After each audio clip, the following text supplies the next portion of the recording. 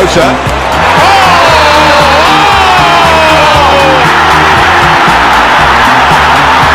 Captain Marvel!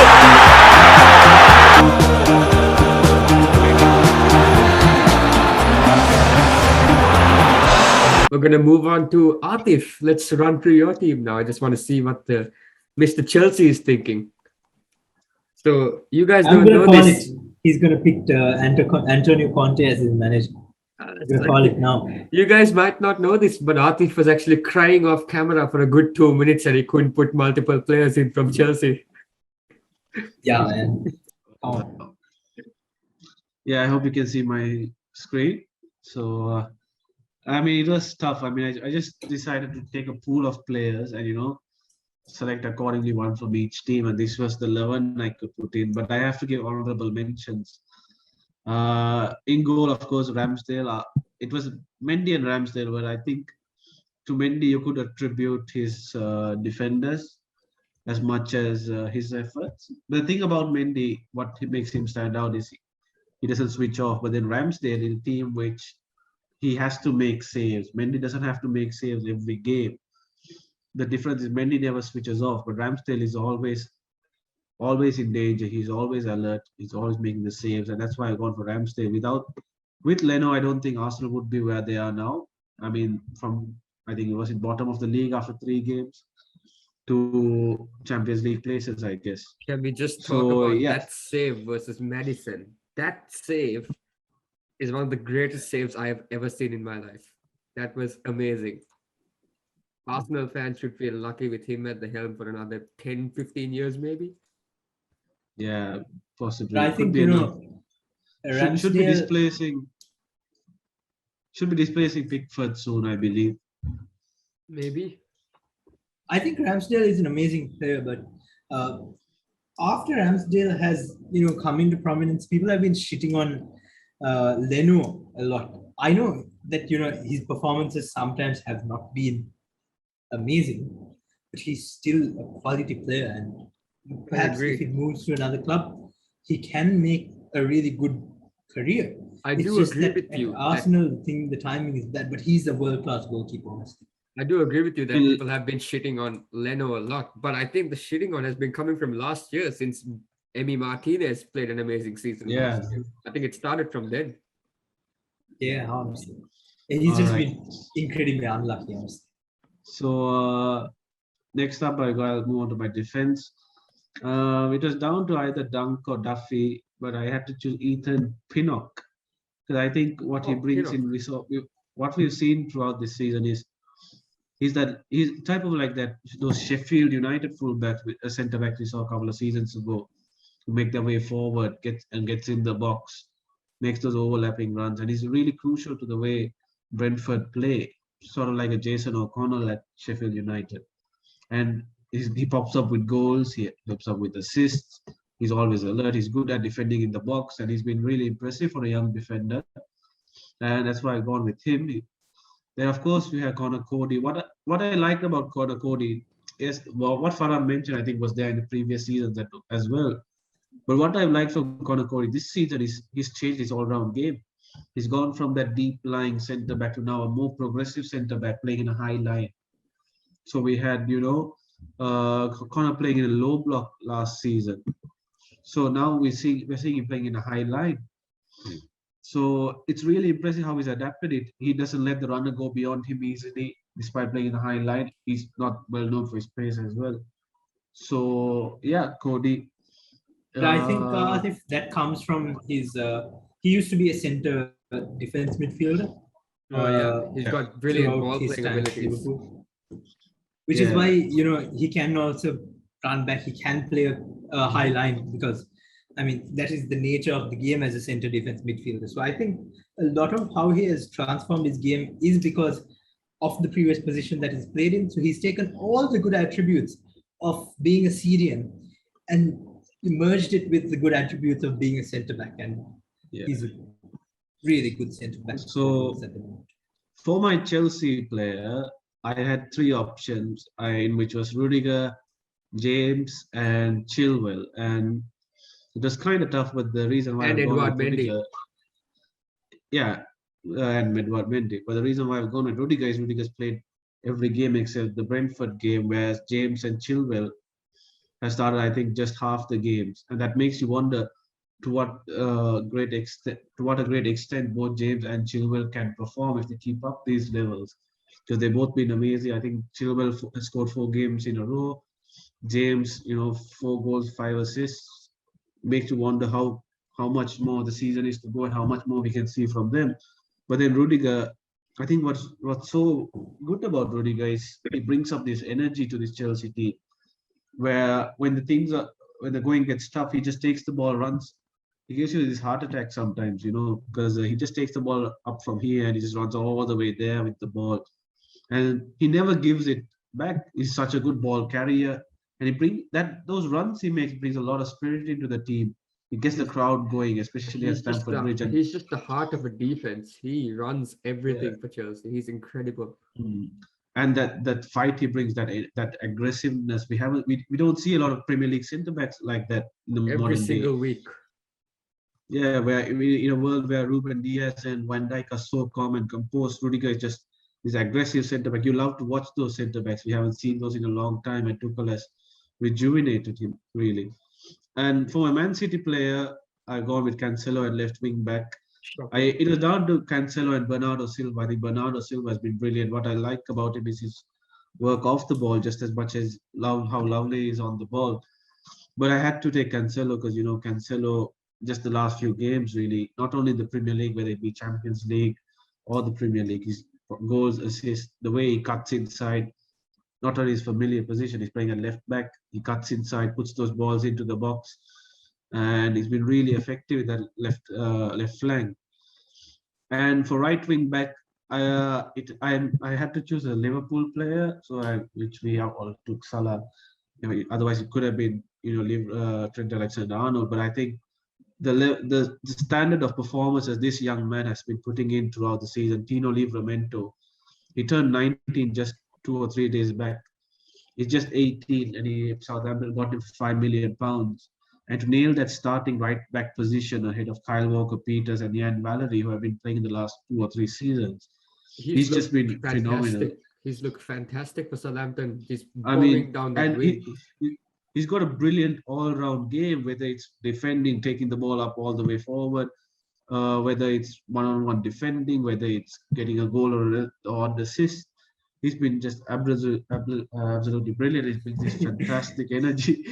And plus, of course, he's a Chelsea Academy graduate. I was disheartened. I was just going to call you out on that because you called me out for the Cody thing. I was really just going to call you out. We still have the buyback clause on him, so I hope he comes back. You have Reece James. Yeah, but we have a lot of players. We have Gallagher, we have Loftus-Cheek, we have Mount. But sadly, I feel some of them will go, but I like to see someone like Livramento or Tammy Abraham come back. At a given time, there's 200 Chelsea Academy players out on loan, so it's not a surprise that 5 of them are good. 5 of them are. Look at you, talking of Curtis Jones scores long-range goals and then it's gone. Please don't involve me. I support Manchester United. We are a joke. Okay, so going on to midfield, well, I had a couple of options. I had Tielemans, I had Rice, but then I have to go for Antonio instead. And those were my other two options in midfield. But I think what I was really impressed about Everton this season, I think they're going to be surprise inclusion in the top 10 there. I think they could have gone far until this man got injured, really. He brings this really good energy. He's a box-to-box midfielder. I think Rafa Benitez, what I really liked about Rafa and his impact on Everton is the energy he's allowed Doucouré to bring into the team. We normally see Doucouré, more of a defensive guy, and he's really good on the ball. Yeah, exactly, with Alan. But what we're seeing him now is he's getting into the box, he's getting involved in the goals and assists. We saw against United what a brilliant game he had as well, taking the ball forward and laying off those passes. His passing game has improved. He's getting his shots off away. And of course, it's not like his defensive game has gotten worse. It's actually gotten better. So he's becoming an all-round midfielder under Rafa Benitez, which I really like. And I think it was until his injury where Everton won the rise, and now they all of a sudden stagnated. I actually They've like lost the energy in the that middle of the park. combination. I think the two of them together resonate for me, Gallagher and Cody. Yeah, But one and is I just mean, Crystal Palace are, I think, half the team without Gallagher. We saw in the first few games where Gallagher was not playing. They lost to Chelsea 3-0 and a couple of other results until the Spurs game. And then in the Spurs game, he just burst onto life, took the game by the scruff of his neck.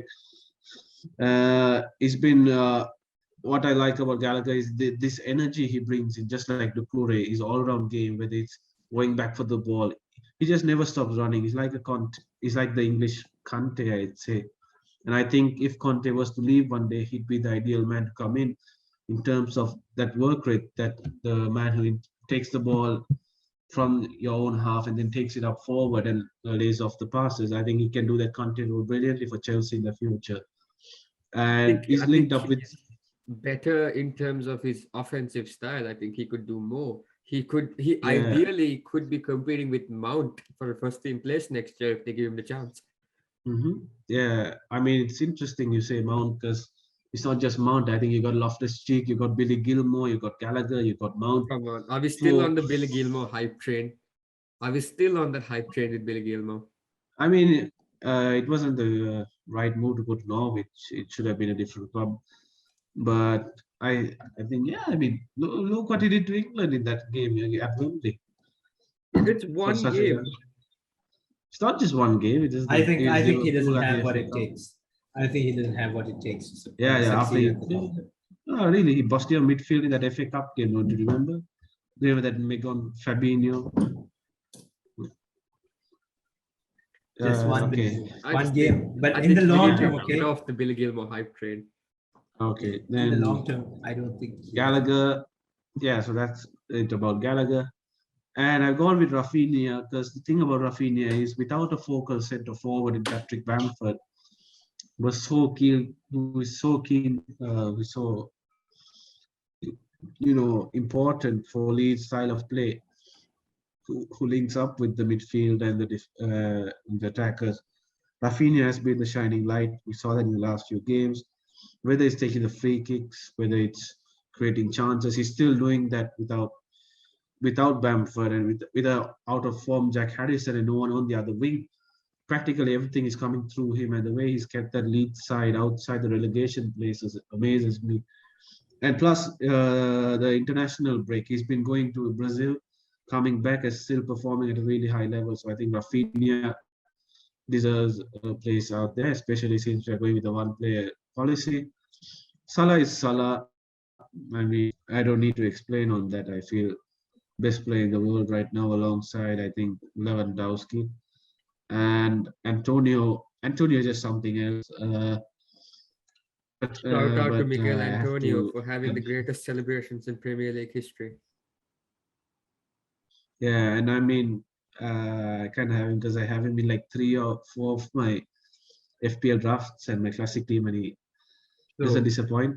Let's see. Let me just go through this. Now, Farhan took the Liverpool guys, and he was trying to find people who linked Liverpool. Aathif'S got Rudiger. Aathif'S also got Gallagher. Aathif'S got Livramento, and Aathif'S got an ex-Liverpool, ex-Chelsea player in Salah. And he's also named 4 other Chelsea players.